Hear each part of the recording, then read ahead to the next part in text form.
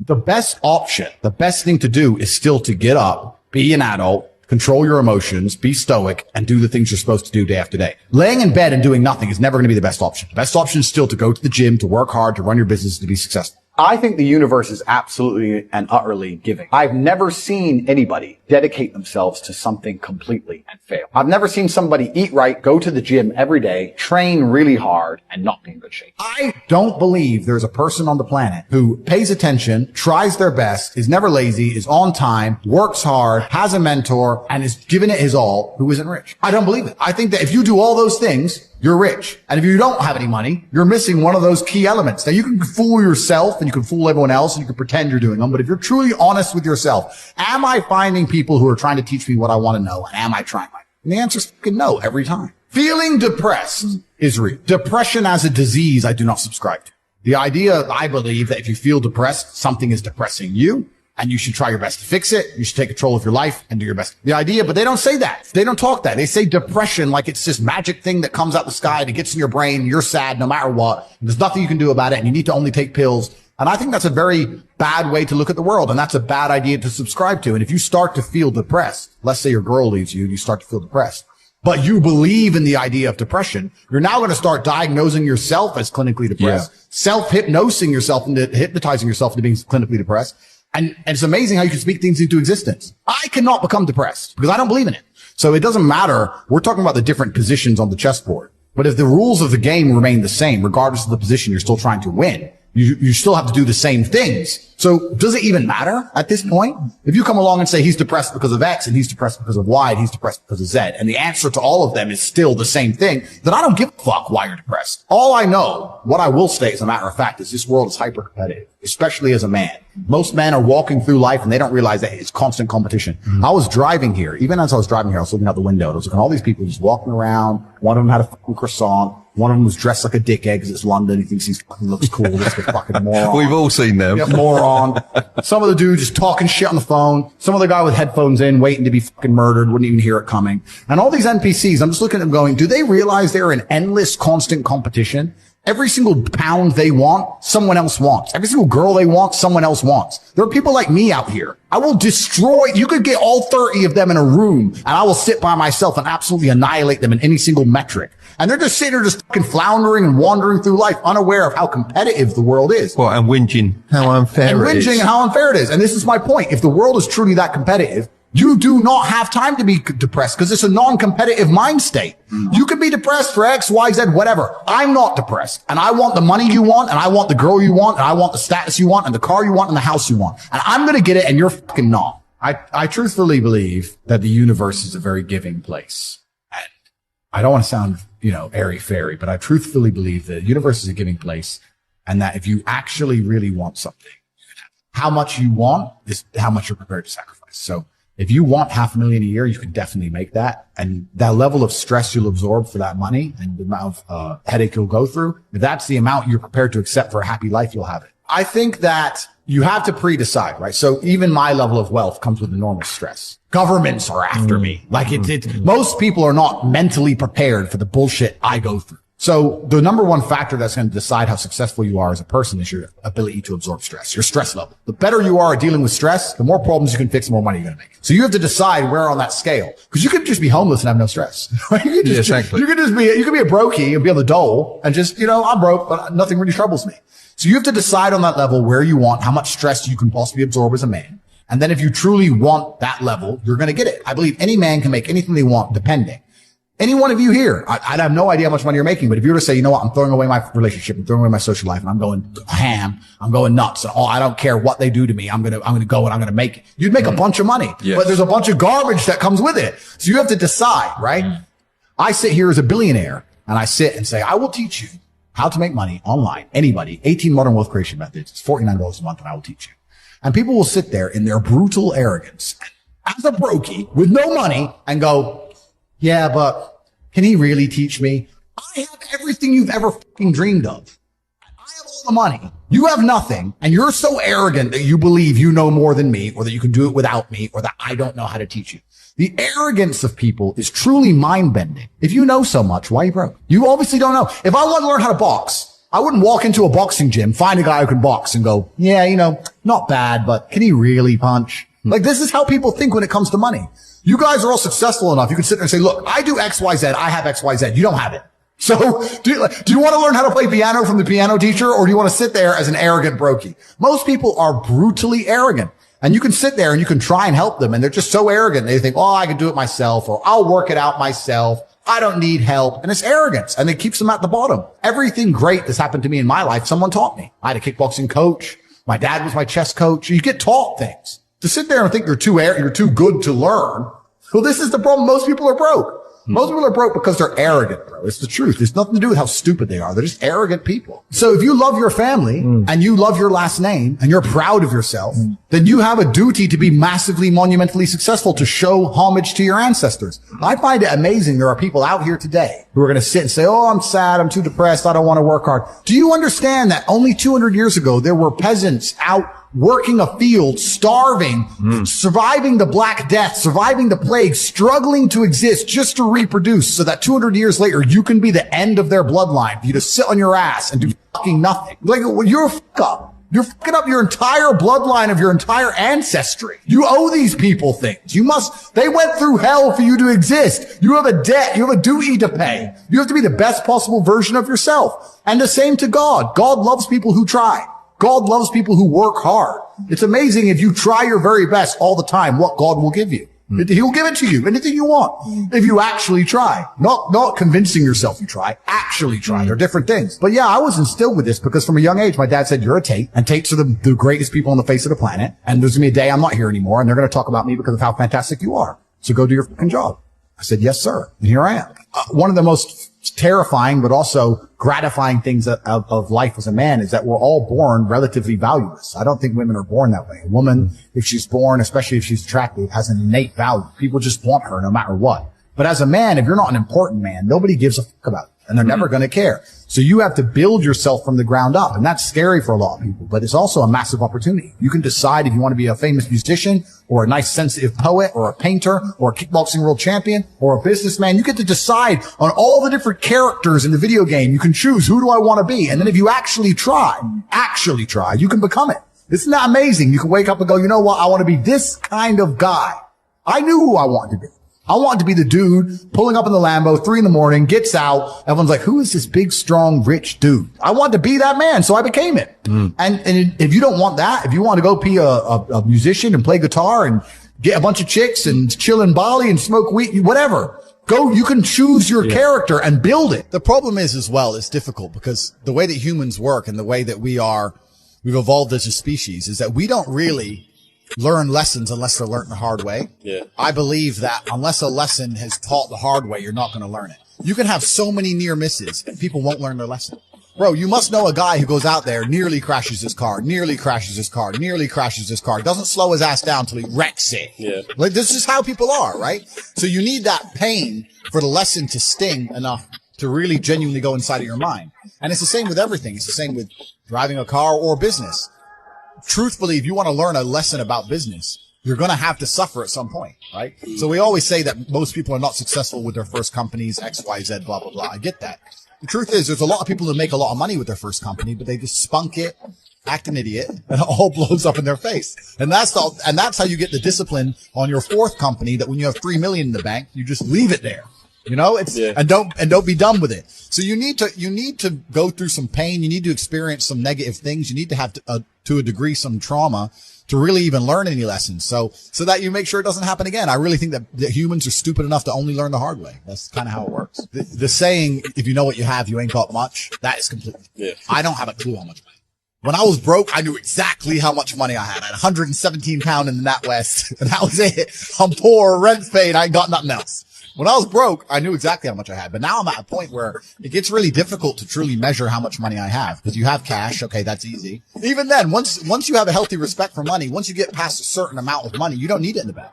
Like, there's no point in me having 50 M liquid in the bank. Why? What am I going to buy? You know, you're like, as long as you have whatever you have in the bank to run around the world with, you have enough. So you try and put that money to use, right? You buy assets, XYZ. I don't believe in motivation as a concept. I believe in discipline and divine purpose. People who ask about motivation are basically saying, I don't feel like doing this. How do I feel like doing this?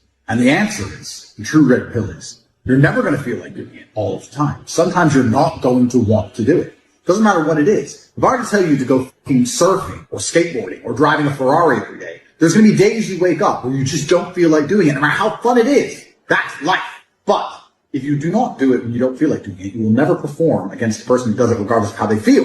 You have to make a decision. Forget about the idea of motivation. Forget about the concept of it. Throw it away and decide who you are. And this is a genuine task for you all to complete. Go look in the mirror, look into your own eyes and decide, am I a fucking loser or am I a winner? Because if you're only going to do what you feel like doing, you are a loser. That is the definition of a loser. A man who only does what he feels like doing is going to lose against the people who perform regardless. If you lose, what are you?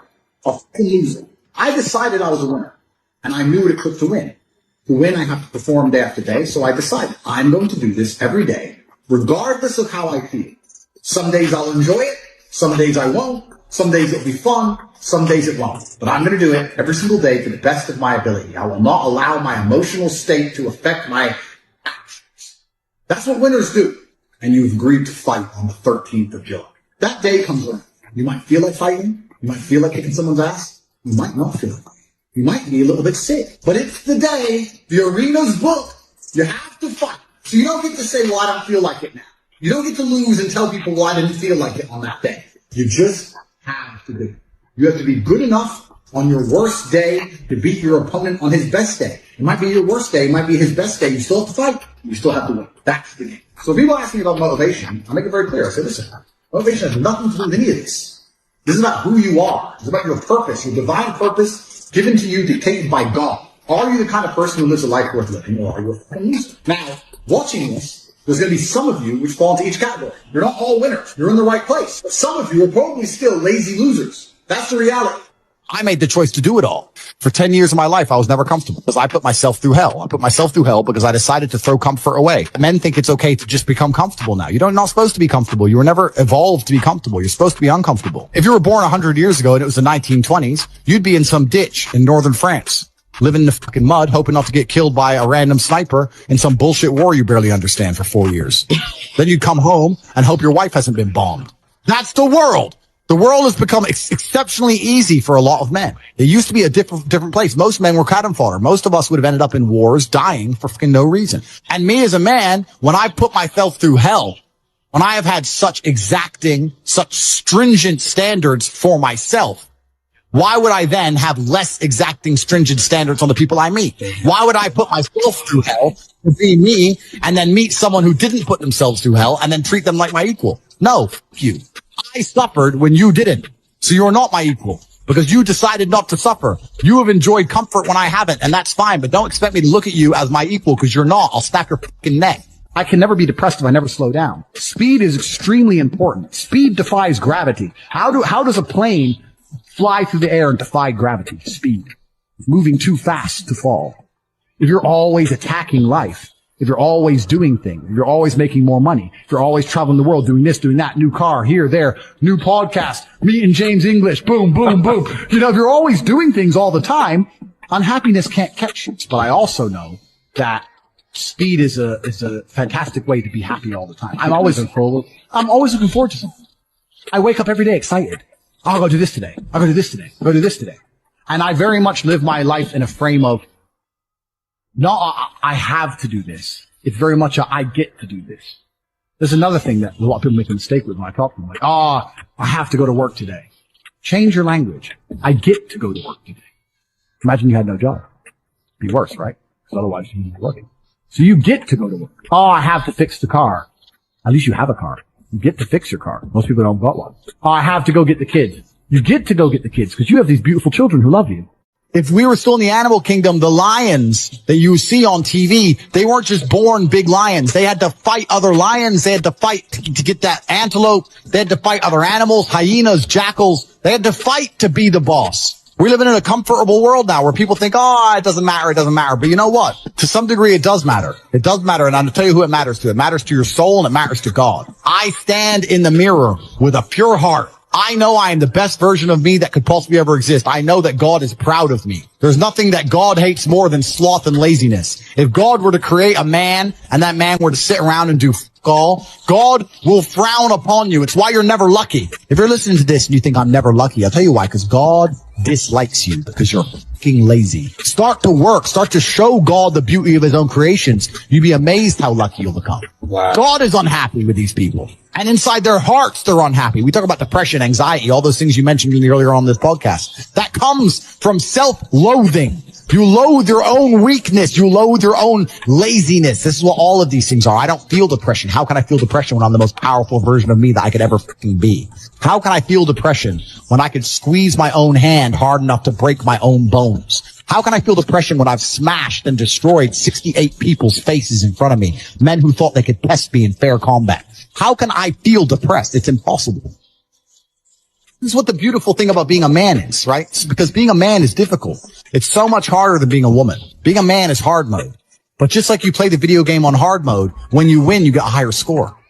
There is no better existence than a top tier male. I think that most people failing in life know very well they're failing.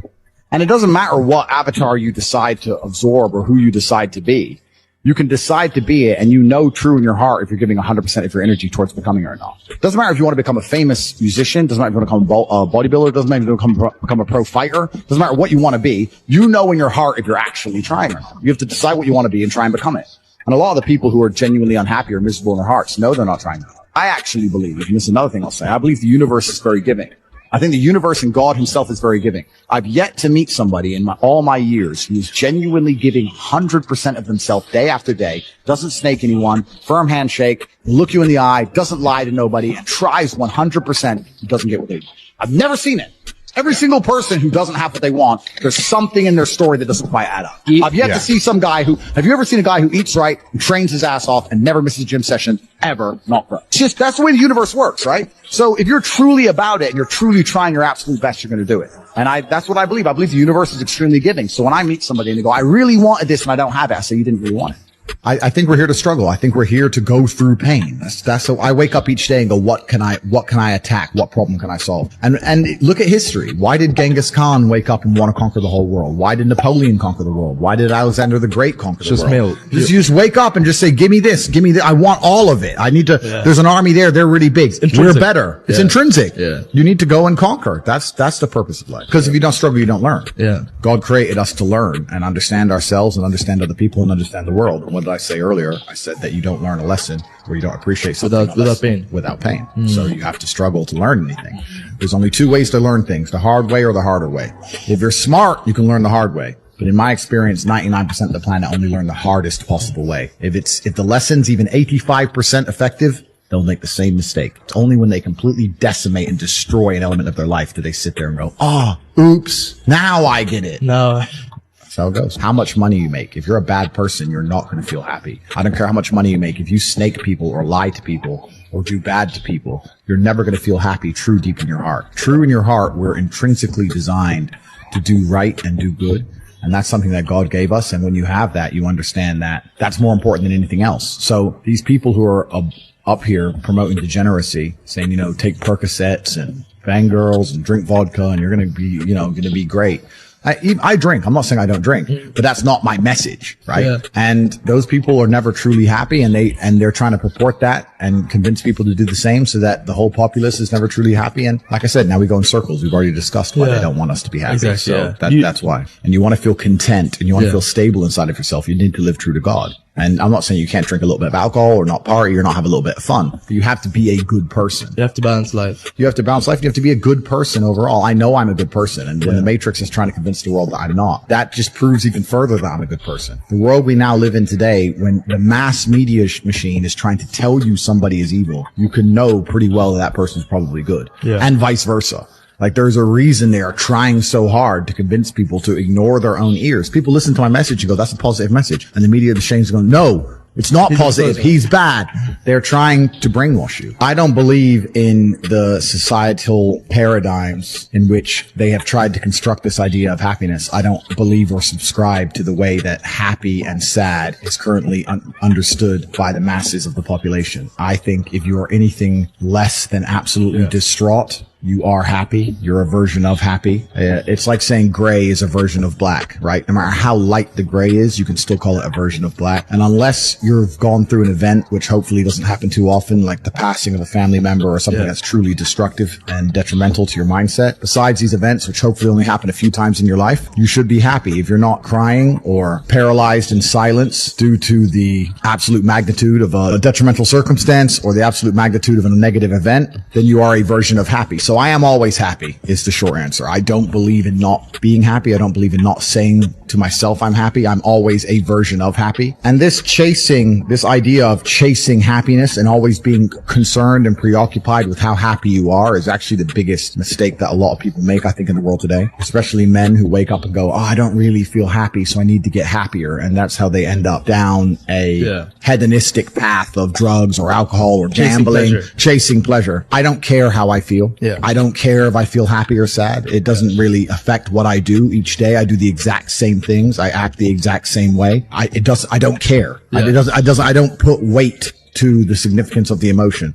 So I always consider myself a happy person, but if I woke up and I was slightly less happy one day than another, it wouldn't affect anything I do and I wouldn't put any relevance to it. I'm human and that's life. And so am I any happier now that I have hundreds of millions of dollars than before I was broke? But I was never unhappy. I'm the same state that I was then that I am now. I have work to do and I will do it. It's as simple as that. Well, also there's no light without dark and there's no joy without pain. You can't have a rainbow without a little rain. Exactly. And no matter how hard you chase pleasure and happiness, there's going to be dips and troughs in between. There's going to be come downs and downtrends, and you're going to have the juxtaposition between that time you were laughing your head off and acting giddish like a child and the time that you feel depressed as such. And I think it's much better to just adopt a very disciplined, stoic mindset. I'm always the same base level of happy regardless.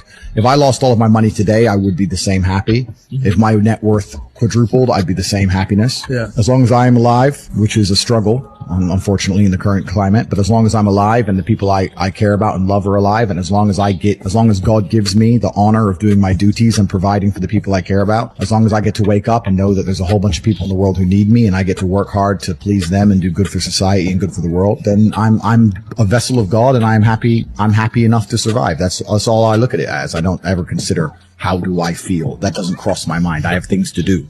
I have things to do. You're too busy to think about that. I'm too busy. I have things to do every single day. I have very important things to do, and how I feel really is not going to affect how I complete those tasks. Right. And when I speak to men, they say I'm unhappy or I need to be happier. I think that's absolutely the wrong frame of life. You're a man. You have duty. You have honor. You have things you should be doing regardless of how you feel. And the people who are obsessed with happiness or sadness, I just think it's the wrong paradigm to view the lens of life. I think you should get up and do what needs to be done. You're distracted and you're self-obsessed. When you're sad, you're sitting at home, me. It makes you very selfish. You don't care about your community when you're sad. You don't care about your country when you're sad. You don't care about the injustices of the world when you're sad. You don't care about trying to actually go and make the world a better place because you're too busy thinking about yourself. So they want you miserable, semi-depressed, sad, unhappy, so that you can sit at home and accept them doing whatever they want to the planet and other people without ever talking or standing up or doing the right thing. If you're happy and motivated, you're going to be far more likely to fight against injustices. So the fact that I have mass influence and I can just make people feel better is a threat to them. They don't want me to make people feel better. They talk about men's mental health and pretend to care, but when I come along and genuinely help and stop people from committing suicide, they delete me. They don't want that. They want everybody semi-depressed. They want you miserable. They want you distracted so that you're too busy crying your eyes out in a room somewhere or sitting in deep thought, worrying about this girl who left you so they can just continue to run the world. We're currently in a fight of good versus evil.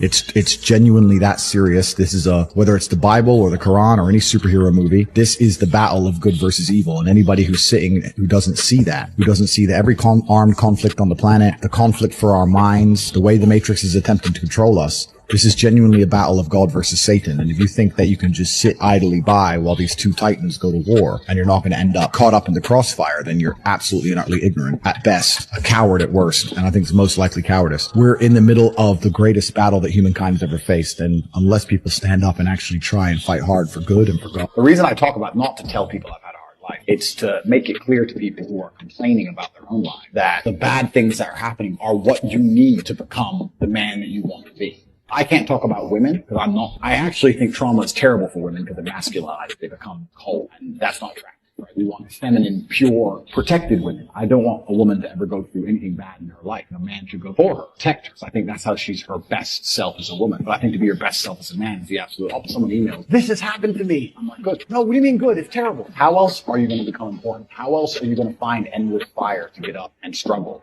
in the face of the competition that's out here? How else are you're going to do all that with a nice, cushy life? If any man's honest with himself, think about the biggest transformative stages in your life. Think about the times you got the most work done. It was a bad part of your life. You were heartbroken, or, you lost a house, or broke, or whatever. That's when you did shit. When everything was fine, when the woman's still sucking, the mortgage is paid, dinner's on time, it's kind of doop-de-doop-de-doo, little by little, do a little bit of work, a little bit of relax. But the big events come from trauma. This is it. So it's a cheat code to climb the mountain. So when I get a message from whoever, my wife left me, I'm devastated. I understand. I completely understand how hard it can be to lose a woman that you've given your entire life, and you've done so many nice things. And then because of one thing you did, her innate and absolutely insane level of ungratefulness has turned her bitter, and she now talks to you like she hates you over one thing you've done after thousands of efforts showing how dedicated you are to her. And even now that you're prepared to die for her, she doesn't give a shit about. I understand that pain. And my answer is good. It's still good. Now, take all of that pain, put an email, and then you're going to become the kind of person. Why does it have to be quick? Why does it have to be easy? Why do you think life is all quick and easy? Why can't it be hard and difficult? Why can't you suffer? Because suffering is what gives it value. If everyone had a six-pack and it was quick and easy, then it wouldn't be valuable, would it? If everyone walked around with a six-pack and they got it easily, then no one would give it to you. The whole point is that it's difficult to get. Value is linked to difficulty. If you want something that is valuable, you need something which is difficult to obtain. You shouldn't be thinking about quick and easy. You should be thinking about hard, suffering, pain, going through it. That's what you should be thinking about. This is going to be hard, but I'm going to do it anyway. Because when it is done, then everyone's going to know that I went through something difficult. Nobody, absolutely nobody, gives a fuck about you as much as you're going to have to do. Nobody cares about you as much as they need to care to fix your life. But nobody is going to come to your bed, drag you out of bed, drag you to a job, force you to work hard. You are never going to have any of the things you want if you do not get them yourself. The only person who's going to make me happy and live a life that I want to live is me. Nobody's going to do it for me. People say, Tate, what motivates you? And I find that I think that's a stupid question. I was a 4-time kickboxing world champion. For 12 years, I trained 5 hours a day, 6 days a week. And I was motivated to train only about 25% of the time. The rest of the time, I went because I am disciplined. If I wake up and I'm unhappy, I will do the exact same things as if I am. I will go to the gym the same. I will work the same. How I feel has no impact on how I live my life. We're grown-ups and we have responsibilities and we have problems and we have pressure, and you don't necessarily have to be happy to perform, and happiness will come at the end of the performance anyway. But if your number one goal as a man, if your number one mission in life is just to be happy, that's going to be an extremely vacuous existence. You're not going to be a man of substance. Your ability to deal with stress, the amount of stress you can deal with as an individual, is directly correlated to your success. If you can deal with stress all day, you're going to be successful. If you collapse under stress, you're not going to be successful. There's no way to the top without stress involved. But there is a massive correlation between success in life and stress levels. The more stress you can tolerate, the better your life's going to be. One of the only things in this world you can control is your state of mind. You can't control the weather. You can't control other people. You can't even control your health.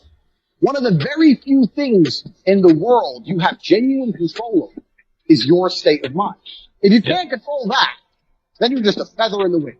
Yeah, and that's the thing about the way I talk and the things I say. Some people find it inspirational, and some people are upset by it, and their ego prevents them from learning from it. Yeah. But it's the kind of people who are really genuinely upset by what I say are the kind of people who can't truly learn anything and become successful. Yeah. I obviously know what I'm talking about to some degree, right? So if Mike Tyson walks in here and tells you he's going to teach you how to box, says you can't fight, you're a puss, if that upsets you, then you can't learn, right? It's Mike Tyson. Just shut up and listen. Yeah. If someone richer than me comes along and says, Andrew, you don't know shit, you're a dumbass and you're a brokey, I'm going to sit there and go, okay, maybe I'm a brokey, Elon. Tell me something, right? I'll listen. But if you're going to sit there and go, don't call me names that I not listen, you're never going to get anywhere, right? You don't become the master unless you're very, very good at being a student. And I've always been very, very good at knowing when to shut up.